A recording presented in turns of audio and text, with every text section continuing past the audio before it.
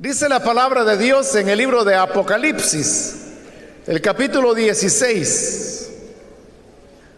Oí una voz que desde el templo decía a gritos a los 7 ángeles: vayan y derramen sobre la tierra las 7 copas del furor de Dios.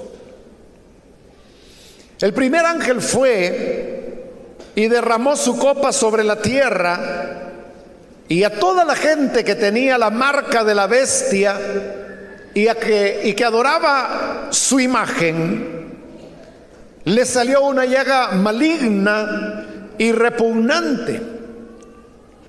El segundo ángel derramó su copa sobre el mar, y el mar se convirtió en sangre como de gente masacrada, y murió todo ser viviente que había en el mar. El tercer ángel derramó su copa sobre los ríos y los manantiales, y estos se convirtieron en sangre. Oí que el ángel de las aguas decía: justo eres tú, el Señor, que eres y que eras, porque juzgas así. Ellos derramaron la sangre de santos y de profetas, y tú les has dado a beber sangre como se lo merecen. Oí también que el altar respondía: así es, Señor Dios Todopoderoso, verdaderos y justos tus juicios. El cuarto ángel derramó su copa sobre el sol, al cual se le permitió quemar con fuego a la gente. Todos sufrieron terribles quemaduras, pero ni así se arrepintieron. En vez de darle gloria a Dios, que tiene poder sobre estas plagas, maldijeron su nombre. El quinto ángel derramó su copa sobre el trono de la bestia, y el reino de la bestia quedó sumido en la oscuridad. La gente se mordía la lengua de dolor, y por causa de sus padecimientos y de sus llagas, maldecían al Dios del cielo, pero no se arrepintieron de sus malas obras. El sexto ángel derramó su copa sobre el gran río Éufrates, y se secaron sus aguas para abrir paso a los reyes del oriente. Y vi salir de la boca del dragón, de la boca de la bestia y de la boca del falso profeta, 3 espíritus malignos que parecían ranas. Son espíritus de demonios que hacen señales milagrosas y que salen a reunir a los reyes del mundo entero para la batalla del gran día del Dios Todopoderoso. Cuidado, vengo como un ladrón. Dichoso el que se mantenga despierto con su ropa a la mano, no sea que ande desnudo y sufra vergüenza por su desnudez. Entonces los espíritus de demonios reunieron a los reyes en el lugar que en hebreo se llama Armagedón. El séptimo ángel derramó su copa en el aire, y desde el trono del templo salió un vozarrón que decía: se acabó. Y hubo relámpagos, estruendos, truenos y un violento terremoto. Nunca desde que el género humano existe en la tierra se había sentido un terremoto tan grande y violento. La gran ciudad se partió en 3 y las ciudades de las naciones se desplomaron. Dios se acordó de la gran Babilonia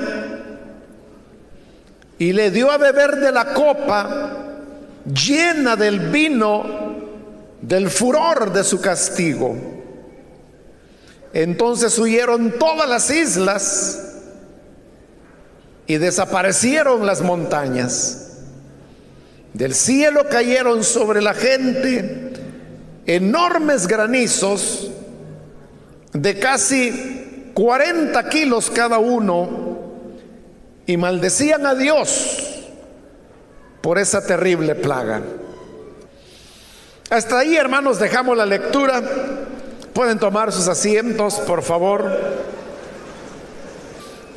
Hermanos, este día hemos leído esta porción del libro de Apocalipsis que nos presenta el relato de cómo los 7 ángeles fueron a derramar cada uno de ellos una de las copas de la ira de Dios. Con esto se completa ya lo que sería el tercer grupo de 7.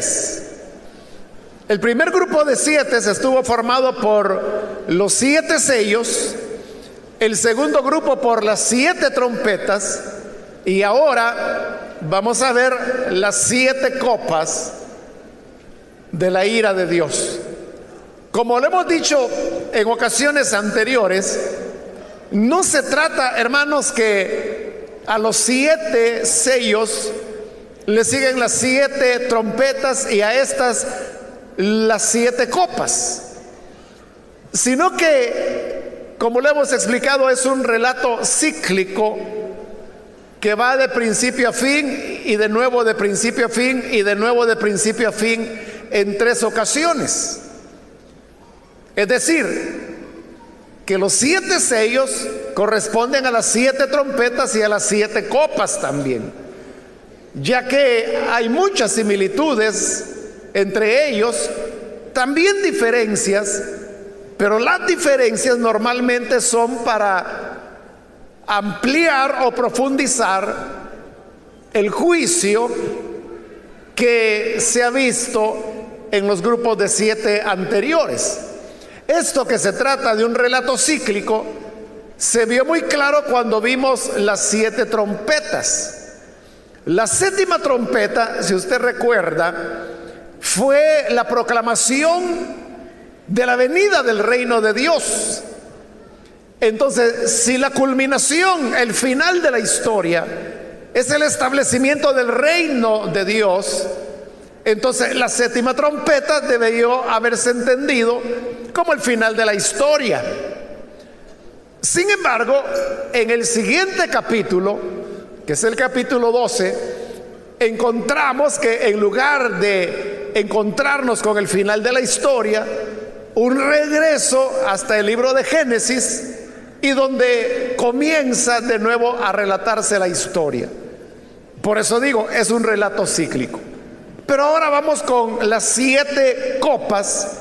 Al igual que los 7 sellos y las 7 trompetas, mucho de las copas es tomado de las señales que fueron producidas en Egipto en la época del Éxodo.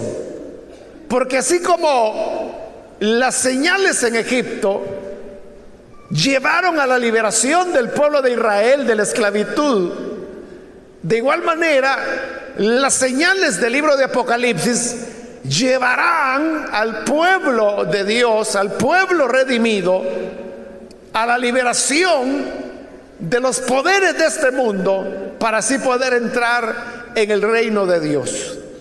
El capítulo comienza en el versículo 1 diciendo: oí una voz que desde el templo decía a gritos a los 7 ángeles: vayan y derramen sobre la tierra las 7 copas del furor de Dios.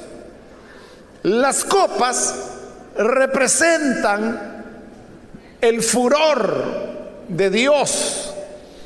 Esta es el único lugar en la Escritura en donde se utiliza la palabra furor, que es una palabra diferente a la palabra griega que se utiliza para ira.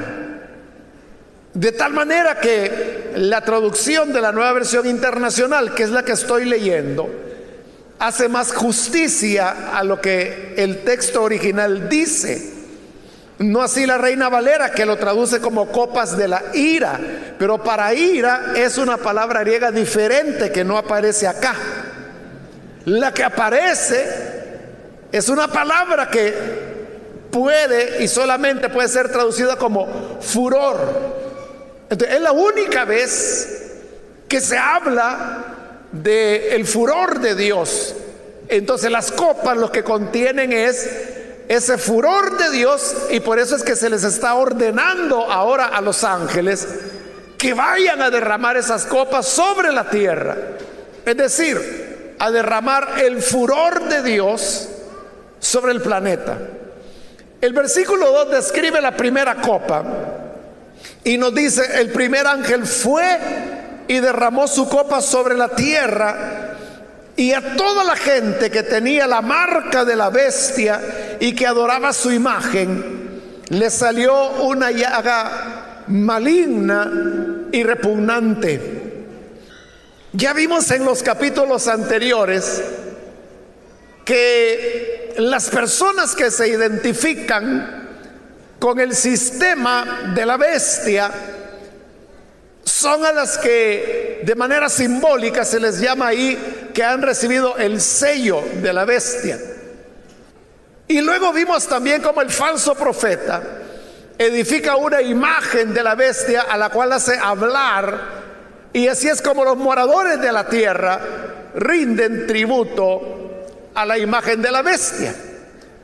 Pues esta copa, que es la primera, va dirigida en contra de los que se han identificado con la bestia, con sus valores, con sus criterios, y que además han adorado a su imagen. Y dice que lo que les ocurrió es que les produjo una llaga maligna y repugnante. Ese es un paralelo con una de las señales del libro de Éxodo, con una diferencia, y es que en Éxodo las llagas purulentas aparecieron en el ganado, pero aquí vemos que aparecen en las personas, en los seguidores de la bestia. Pero hay una similitud, y es que al igual que en Egipto, las señales y los juicios eran para los egipcios, pero no para el pueblo de Israel. Por eso es que el libro de Éxodo dice que en la tierra de Gosén, que era donde moraba el pueblo de Israel, dice: ni un perro movió su lengua. Es decir, ahí no pasó absolutamente nada. Pero para los egipcios representaba una destrucción, una señal, un juicio. Lo mismo es acá. Quienes reciben el furor de Dios de esta primera copa son los que se han identificado con los valores de la bestia. No así aquellos que temen al Señor. Entonces vea, muchos le tienen temor al libro de Apocalipsis, porque dicen: uy, a mí me da miedo que ahí dice que van a aparecer llagas repugnantes en las personas, eso va a ser terrible. Pero ya se fijó a quién le van a aparecer. Ahí dice: al que tenía la marca de la bestia y que adoraba su imagen. Si usted está identificado con los valores de Satanás, con los valores mundanos, razón tiene para tener temor. Pero si usted es del pueblo del Señor, nosotros estamos donde ni siquiera la lengua de un perro se va a mover. Amén. Así que no hay nada por qué temer. Al contrario, es una buena noticia, porque entonces significa que Dios está tratando contra los enemigos del pueblo de Dios, y al igual que en el Éxodo, significa que está cerca la liberación de los redimidos de Dios. Versículo 3 encontramos la segunda copa. El segundo ángel derramó su copa sobre el mar, y el mar se convirtió en sangre como de gente masacrada, y murió todo ser viviente que había en el mar. También hay una similitud con el libro de Éxodo, y es que así como en el Éxodo Moisés cambió las aguas del río Nilo en sangre, aquí vemos que la segunda copa del furor de Dios está convirtiendo el mar en sangre. Esto es algo que ya había aparecido con los sellos y con las trompetas, pero con una diferencia. Y es que allá se mencionaba que era la tercera parte del mar. Sin embargo, ahora se nos está diciendo que es la totalidad del mar. Y dice que el mar se convirtió en sangre como de gente masacrada. ¿Por qué tiene que decir en sangre como de gente masacrada y no dice solamente como sangre, como lo dice en el libro de Éxodo? Es porque para los antiguos la sangre era a la vez que un elemento misterioso, un elemento alrededor del cual giraban muchas ideas. Bueno, y algunas de esas no eran inventos, sino que eran el producto de la observación. Por ejemplo, Galeno,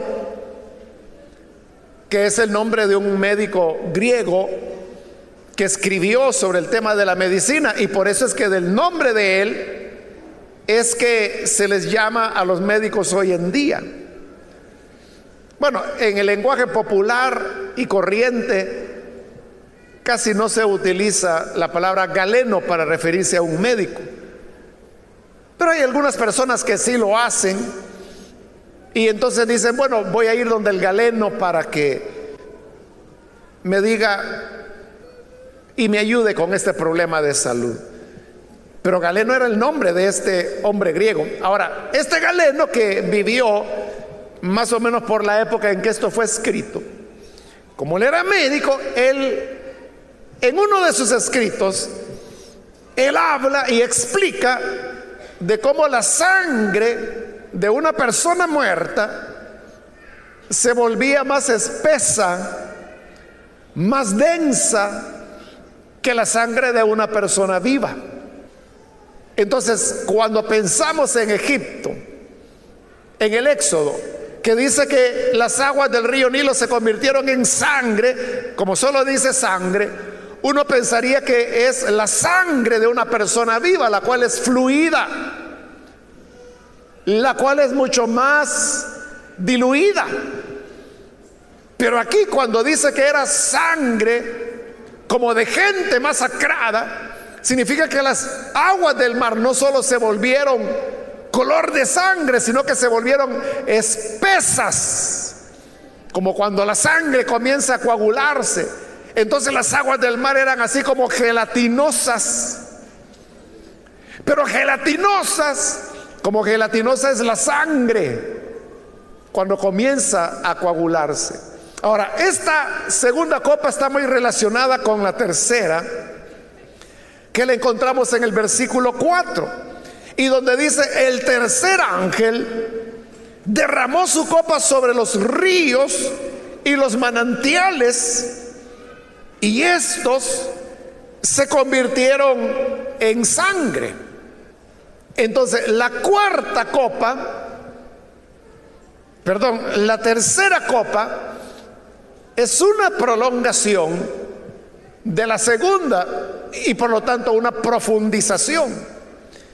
Porque si la segunda lo que hizo fue convertir las aguas del mar en sangre, como de gente masacrada, la tercera copa convierte en sangre los ríos y los manantiales. En Egipto, cuando Moisés convirtió las aguas del río Nilo en sangre, los egipcios encontraban agua en los manantiales. Y por eso dice que cavaban pozos alrededor del Nilo para sacar agua que no estaba convertida en sangre. Pero esta tercera copa nos dice que aún los manantiales y los ríos se convirtieron en sangre. Es decir, aquí no queda recurso de donde echar mano. El agua del mar está convertida en esa masa gelatinosa de sangre, y por eso dice que todos los seres vivientes que hay en el mar murieron. Pero además de eso, los ríos, los manantiales se convirtieron en sangre. Es decir, los seres humanos no tenían de dónde beber agua, no había agua para ellos. Y esto, hermanos, es una señal muy severa. Por eso es que es el furor de Dios.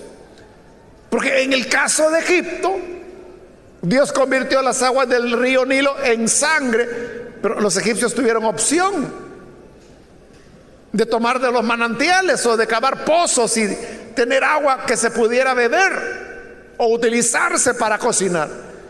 Mas aquí no hay opción. Uno podría preguntarse, ¿no es que Dios está utilizando de mucha severidad? Precisamente porque estas dos copas parecen tan severas, es que el relato abre un paréntesis que comienza en el versículo 5 y donde dice: oí que el ángel de las aguas. Note qué interesante que se habla aquí del ángel de las aguas.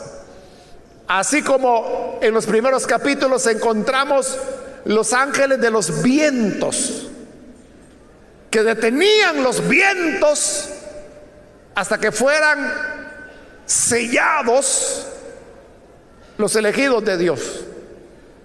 Allá eran ángeles del viento, aquí son ángeles de las aguas. ¿Y qué significa esto?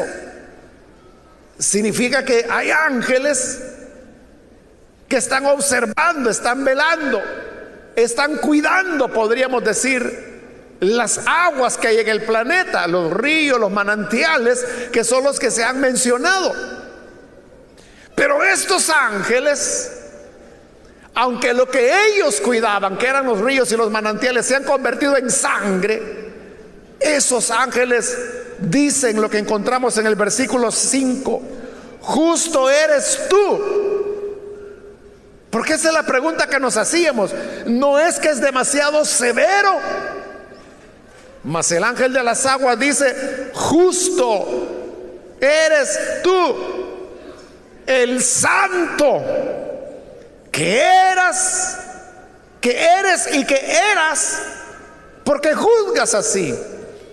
Es decir, en lugar de pensarse que estas dos copas son demasiado extremas o severas, lo que el ángel de las aguas dice es que el Señor es justo, que es santo.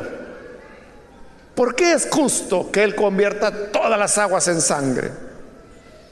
Dice el versículo 6: porque ellos derramaron la sangre de santos y de profetas, y tú les has dado a beber sangre como se lo merecen.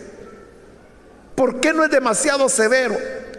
Porque este mundo, y esos son los valores de la bestia, y es que promueve una cultura de muerte, y una cultura de muerte que va enfocada principalmente contra los santos y contra los profetas, porque son los santos y son los profetas los que continuamente están señalando esa cultura de muerte, de la bestia o anticristo, como se le llama popularmente.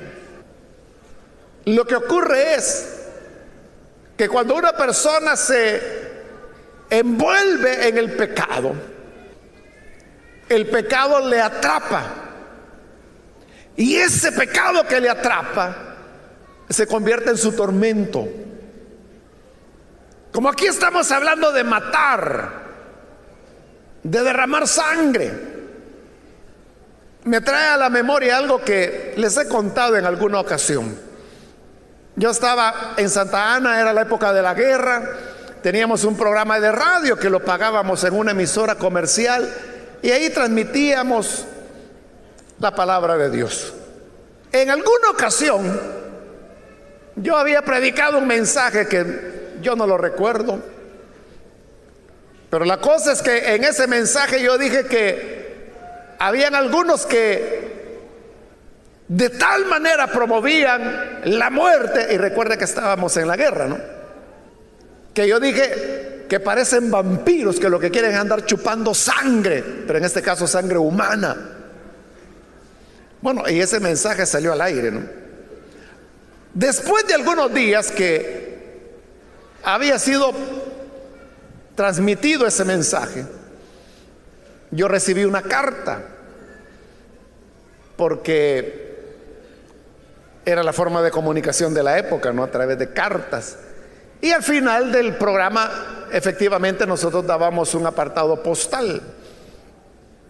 Bueno, esta carta yo la recibí, no traía remitente, solo traía el destinatario. Y cuando yo la abrí y la comencé a leer, era un hombre, era una carta de como 4 o 5 páginas, y él me contaba parte de su vida. Pero para no hacerle larga la historia, lo que él me dijo fue: yo he sido miembro de los escuadrones de la muerte, he sido un escuadrón de la muerte. Y quiero decirle, me dice, que nosotros salíamos por las noches a matar, a recoger personas y a matarlas. Bueno, y eso fue algo que él fue haciendo noche tras noche, noche tras noche, hasta que llegó un momento, me dice él, en que yo no tenía paz si no había matado a alguien. Yo necesitaba ver sangre, y entonces era una necesidad de matar, y entonces ya no se conformaba con 1, con 2, sino que quería matar 3, 4, 5, 7. Allá en la zona de Santa Ana, la práctica de los escuadrones de la muerte no era solamente que mataban a las personas, sino que además los decapitaban, les cortaban la cabeza. Porque había habido una ocasión en que le habían disparado a una persona y esta persona había sobrevivido y había dado testimonio de quiénes eran los escuadrones de la muerte y cómo él había escapado. Entonces, a partir de esa experiencia, para que nadie, y para asegurarse que estaban muertos, entonces les cortaban la cabeza. Bueno, en eso trabajaba esta persona que me estaba escribiendo ahora. Y él me decía: cuando usted dijo en la predicación que se convierten en vampiros, que lo que quieren es sangre, eso soy yo, me dice. Yo necesitaba ver sangre, tenía que matar para sentirme bien. Y como le digo, no le voy a contar toda la historia, pero el punto es que como que la guerrilla lo había ubicado, sabían quién era él, sabía que era un escuadronero. Entonces lo que él hizo fue huir. Y entonces él me dijo, hoy me dice, yo estoy en otra parte del país, estoy escondido, no salgo porque tengo temor. Mi familia la he dejado por allá, me dice. Bueno, él no me dijo dónde estaba él, dónde estaba su familia, ni nada. Pero lo que me dijo fue, su mensaje me impactó, me dice. Y me doy cuenta que yo me he convertido en eso. Pero yo quiero arrepentirme y quiero recibir a Jesús. Como él no puso remitente, yo no le podía contestar. Entonces no le contesté, porque a dónde iba a enviar la carta si no había remitente. Pero como al mes o 2 meses recibí otra carta de él y me dijo: ya recibí a Jesús como Salvador.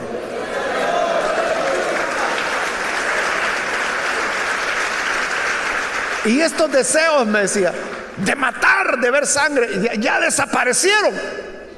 Pero me dice, también está desapareciendo el temor a salir.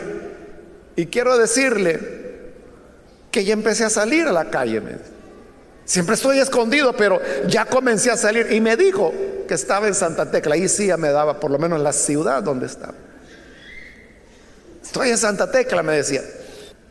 Y no me atrevo todavía a ir a mi casa donde vive mi familia, pero sí estoy yendo a la iglesia.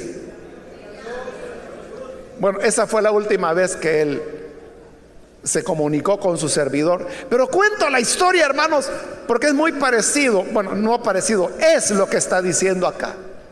Que por cuanto ellos derramaron la sangre de los santos y de los profetas, es decir, se hicieron tan amigos de la muerte y de la sangre, que es como que si digan: entonces le gusta la sangre, tráguensela entonces.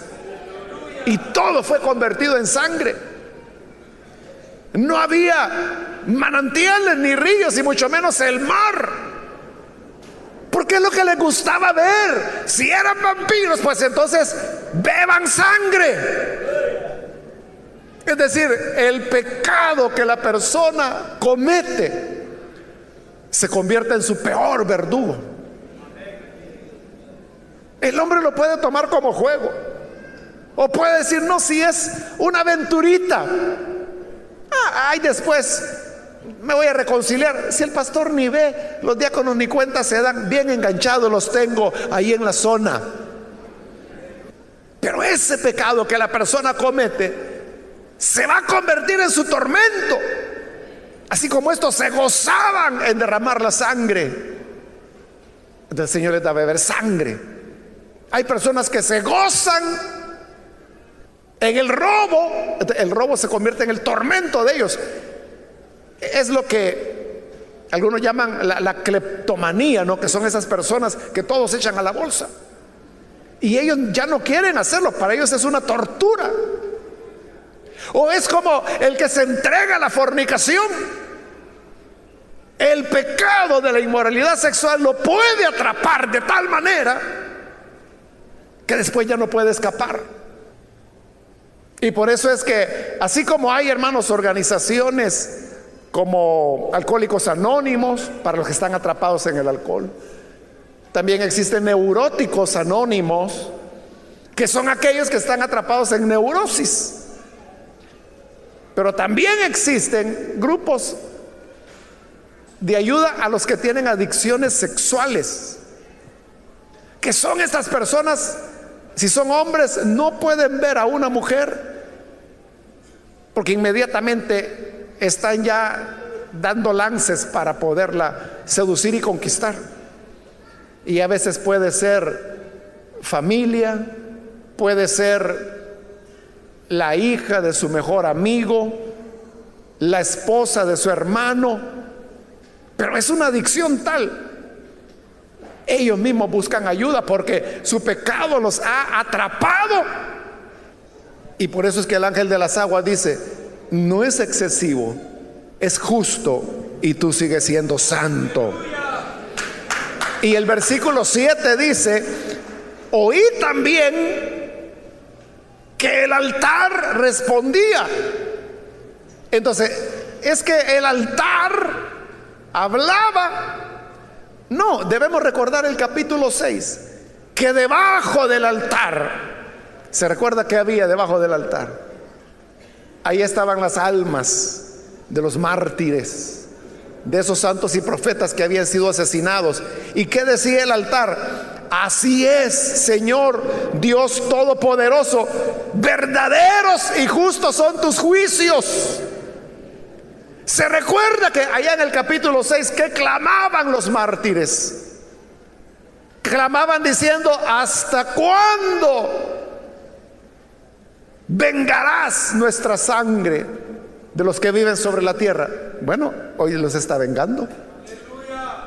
Y como les está dando lo que a ellos les gusta, sangre, por eso es que hoy los mártires dicen: verdaderos y justos son tus juicios. Porque el castigo de Dios es darles lo que quieren, lo que aman. El que ama la sangre les da sangre a beber. Los que aman el robo se vuelven esclavos del robo. Los que aman la fornicación se vuelven esclavos de la fornicación. Los que aman la vida homosexual se vuelven esclavos de la homosexualidad. Y por eso llevan una vida promiscua, donde llegan a tener 500, 700, 800, 1000 o más parejas, porque están atrapados en su pecado. Versículo 8: el cuarto ángel derramó su copa sobre el sol, al cual se le permitió quemar con fuego a la gente. Esta copa sí no tiene paralelo ni en Éxodo ni en ningún otro lugar de la Biblia.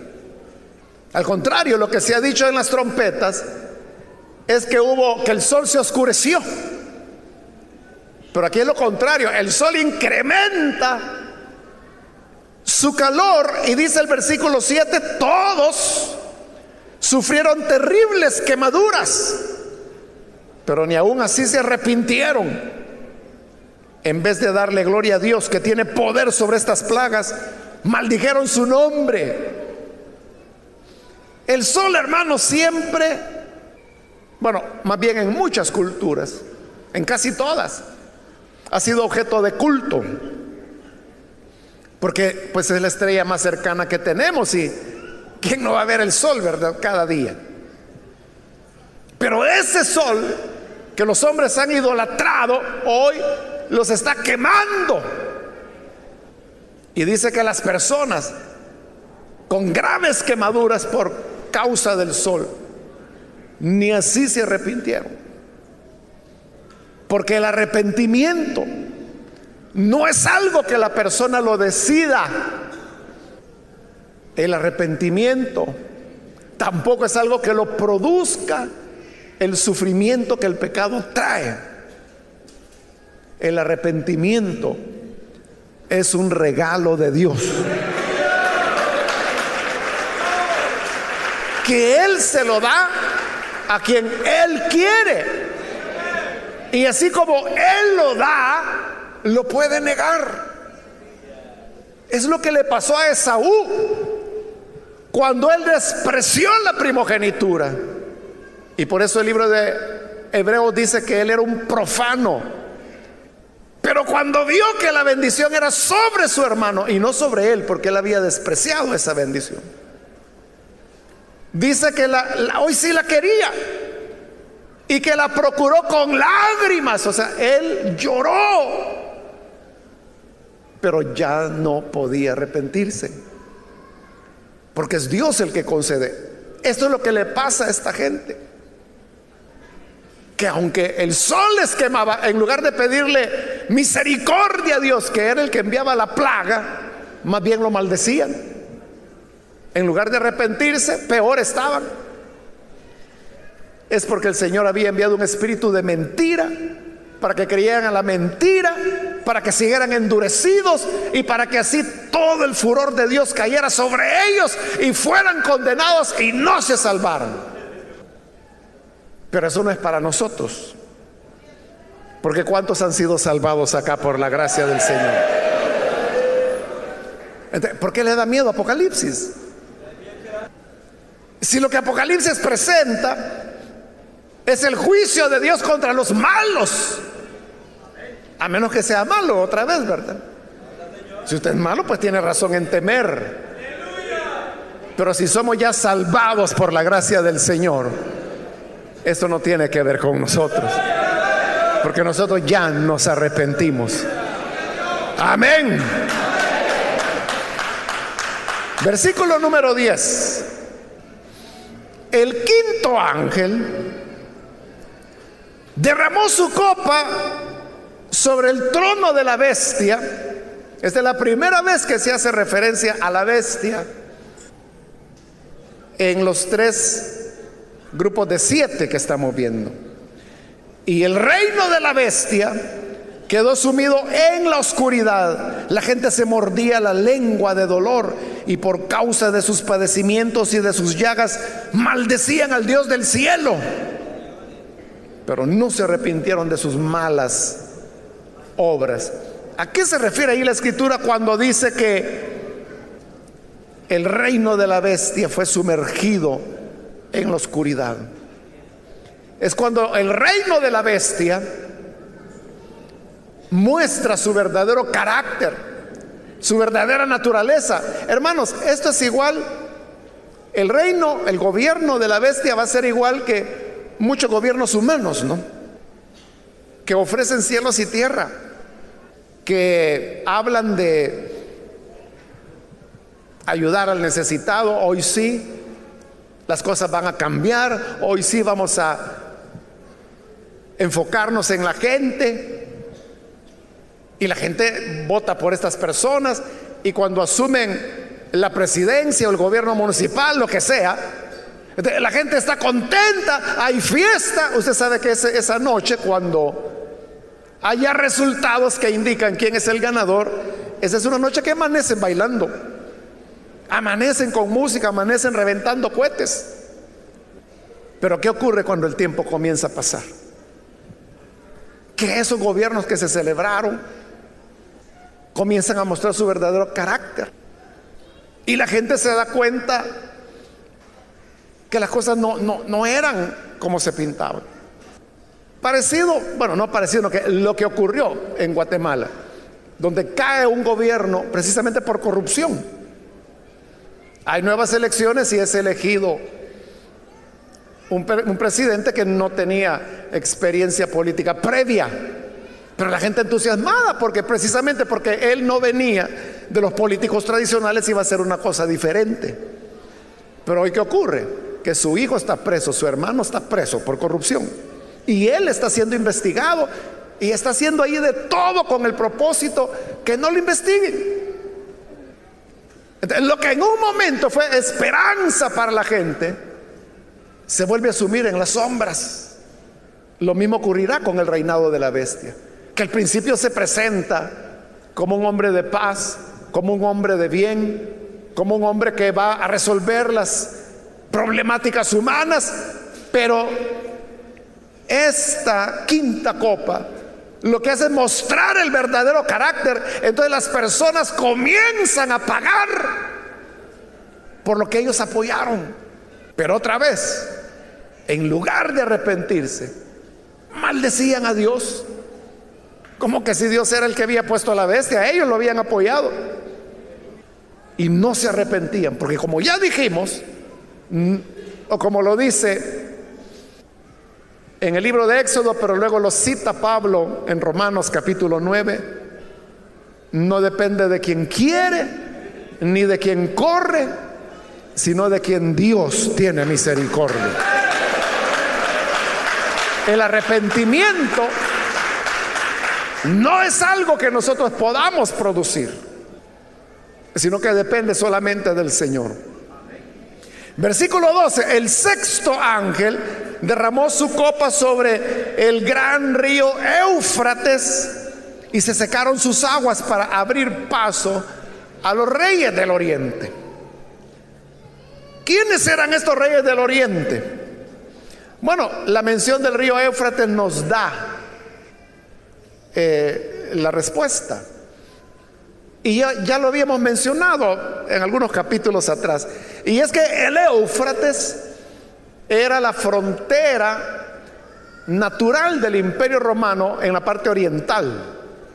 Digo natural porque era el río el que establecía la frontera, o sea, un río muy caudaloso, que precisamente por ser caudaloso protegía esa frontera oriental del Imperio Romano. Pero ¿qué había del otro lado del Éufrates? Ahí es donde estaban los partos, los reyes partos, que, como se lo expliqué en una ocasión anterior, los partos fue el único pueblo que le hacía frente a los romanos y que los derrotó en varias ocasiones. Entonces, cuando dice que el río Éufrates se secó, que era como la muralla natural que los protegía de los partos, estas palabras, que el río Éufrates se secó, esto ponía a temblar a cualquier romano. Y peor, que dice que se secaron para abrir paso a los reyes del oriente, que son los reyes partos. Entonces vienen para atacar el imperio romano, del cual la bestia es ilustrativo. Entonces mucha gente, ahí es donde vienen las malas interpretaciones, porque algunos dicen, bueno, los que vienen del oriente, antes decían es Rusia, hoy que ya no está Rusia tienen que inventarse otra cosa. Bueno, la Unión Soviética, hoy que ya no hay Unión Soviética, tienen que inventarse otra cosa. ¿Y qué se han inventado? Que son los musulmanes, porque ciertamente el río Éufrates está en Irak, y de allí hacia el oriente, no todos, ¿verdad?, pero buena cantidad de países y pueblos que ahí son musulmanes. Entonces, como son los enemigos, alguna gente así los ve como enemigos del cristianismo. Entonces, ellos son los reyes del oriente, y no se dan cuenta que ellos no vienen a atacar al pueblo de Dios, vienen a atacar a quien ataca al pueblo de Dios, que es a la bestia. Porque si los reyes del oriente vinieran a atacar a los redimidos, entonces la copa del furor de Dios no sería para el malo, sería para su pueblo, y eso no tiene sentido. Por eso, hermanos, es tan importante conocer la palabra de Dios, para que todos los chiflados que suben locuras en YouTube no lo vayan a engañar a usted, y pueda tener claridad de lo que la palabra del Señor dice. Versículo 13: vi salir de la boca del dragón y de la boca de la bestia y de la boca del falso profeta 3 espíritus malignos que parecían ranas. Note cómo el énfasis del versículo está en la palabra boca, que se repite 3 veces. La boca del dragón, la boca de la bestia y la boca del falso profeta. ¿Por qué hace énfasis en el tema de la boca? Porque el diablo tiene boca, y qué boca. Y no me refiero a que hable vulgaridades, sino que, como Jesús dice, cuando habla mentira, de su propia naturaleza está hablando, porque Él es mentiroso desde el principio. Entonces, la boca del dragón, que es Satanás, de la bestia, que es su representante, y del falso profeta, que es también su emisario, hablan y hablan. ¿Y qué hablan? Mentiras, engaño, veneno. Por eso es que dice que de sus bocas salían espíritus inmundos a manera de ranas. Qué terrible sería eso, ¿verdad? Que cuando una persona habla le salgan ranas de la boca. Es algo grotesco, ¿no? Pues eso ocurría con la boca del dragón, de la bestia y del falso profeta, que salían espíritus inmundos. Es decir, que el diablo no solamente habla, y cuando habla mentira, sino que esas mentiras van acompañadas de una acción satánica, diabólica, que hace que las personas crean a esas mentiras. Versículo 14: son espíritus de demonios, ahí está claro, que hacen señales milagrosas y que salen a reunir a los reyes del mundo entero para la batalla del gran día del Dios Todopoderoso. Bueno, hasta ahora ahí solo se anuncia, podríamos decir, o se menciona la batalla del gran día. Será hasta en el capítulo 19 donde vamos a ver esa batalla y el desenlace. Versículo 15: cuidado, dice el Señor, vengo como un ladrón. Dichoso el que se mantenga despierto con su ropa a la mano, no sea que ande desnudo y sufra vergüenza de su desnudez. Vengo como ladrón, dice el Señor. ¿Y cómo viene el ladrón? Sin que usted lo advierta. ¿Cómo le sacan la cartera a usted cuando va en el bus, o por la calle, o en algún almacén? Bueno, antes era la cartera, hoy es el celular, ¿verdad? En el lenguaje de los ladrones dicen, le hicieron el 2 de bastos. Es decir, que con 2 dedos se lo sacan. ¿Cómo hacen? A saber, ¿verdad? Pero son dedos de seda, usted ni lo siente. Entonces, ese es el ladrón que no anda avisando, no le dice, mire, le voy a sacar el celular. No se lo dice. Cuando usted llega a la casa se da cuenta que ya no lo lleva. Entonces, a eso se refiere el Señor. Ni cuenta se van a dar cuando venga. Por eso tengan su ropa a mano, para que no sean hallados desnudos. La desnudez en la Biblia es una figura del pecado. ¿De cómo tenemos nuestra ropa a mano? Cuando nos arrepentimos, le pedimos perdón al Señor, su sangre nos limpia de pecado. Entonces estamos vestidos y preparados para el momento cuando el Señor venga. Dice el versículo 16: entonces los espíritus de los demonios reunieron a los reyes en el lugar que en hebreo se llama Armagedón. Bueno, esto es interesante, hermanos, porque dice que el nombre en hebreo es Armagedón, y sucede que en hebreo no existe la palabra Armagedón. No existe la palabra Armagedón en hebreo, pero dice que en hebreo se llama Armagedón. Por un lado. Por otro lado, no hay ningún lugar, en ningún país, ni en ninguna época, que se llame Armagedón. ¿Qué nos lleva a pensar eso? Que está utilizando una palabra que no existe, y de un lugar que no está en ningún lugar tampoco.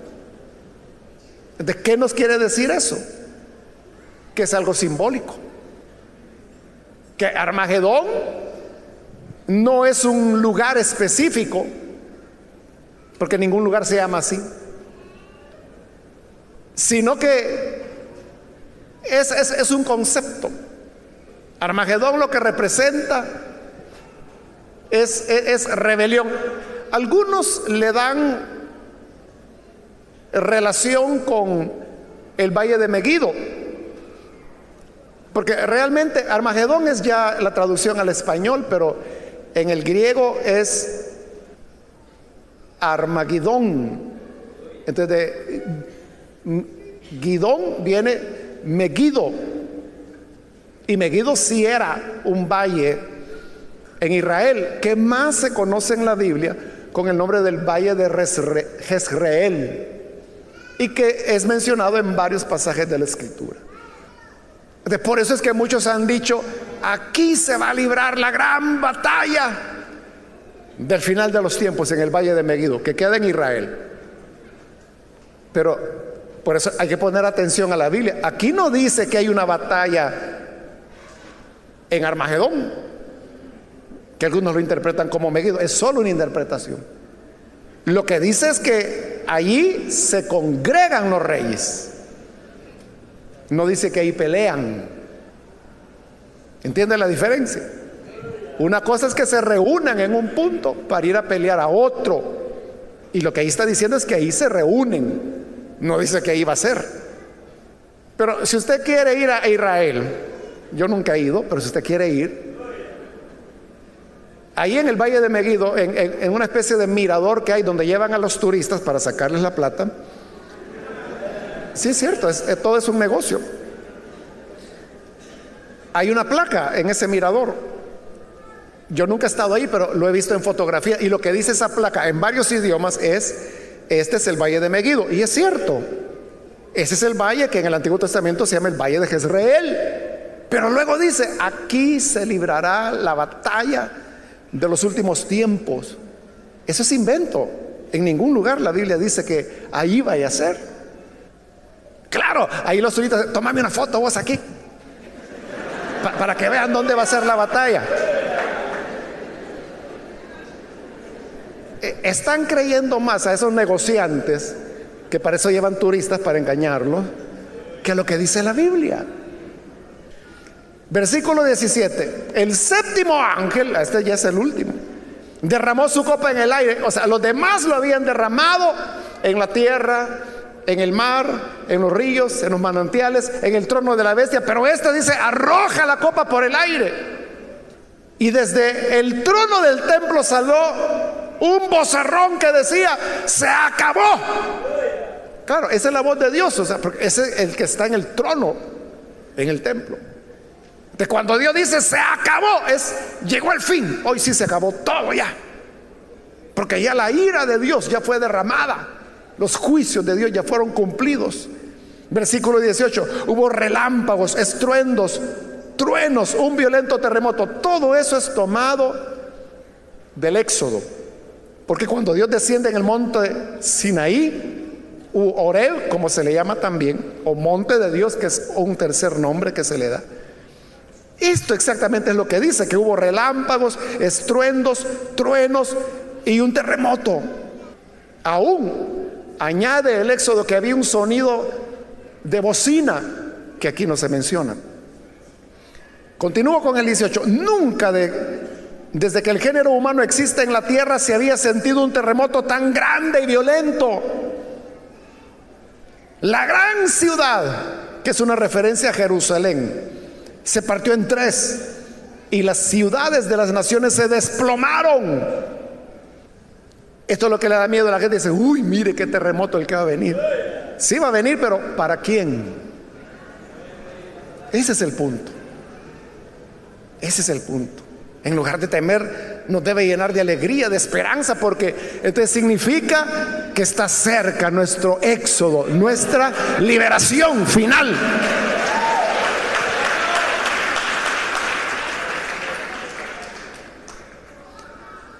La segunda parte del versículo 19: Dios se acordó de la gran Babilonia y le dio a beber de la copa llena del vino del furor de su castigo. Es decir, hoy viene el castigo para Babilonia, que se va a describir en los capítulos 17 y 18. Hay dos Babilonias: una Babilonia religiosa, que aparece en el capítulo 17, y una Babilonia comercial, que aparece en el capítulo 18. Pero aquí solo se está anunciando que ya le toca su cucharada. Versículo 20: entonces huyeron todas las islas y desaparecieron las montañas. Del cielo cayeron sobre la gente enormes granizos de casi 40 kilos cada uno. 40 kilos, hermanos, equivale a 88.8 libras, es decir, casi 89 libras. Es decir, que no era granizo del que estamos acostumbrados a ver, ¿no? Ni tampoco granizo como el que cae en México, a veces en Europa, a veces en los Estados Unidos, que ya son piedras así, ¿no?, que rompen los cristales de los vehículos, hunden el capó, las láminas de los vehículos. Es muy peligroso. Aquí estamos hablando, hermano, de rocas de 89 libras de peso. Eso es para romperle la nuca a cualquiera.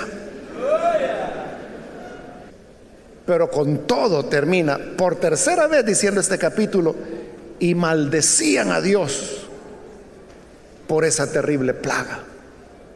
Aún así no se arrepintieron. Es que hay gente, hermanos, que les pasa de todo. Los apalean, les disparan, los acuchillan, les rompen los huesos, los meten presos, van al hospital, los agarran a tablazos. De todo les pasa. Y siguen duros, no se arrepienten. ¿Por qué no lo hacen?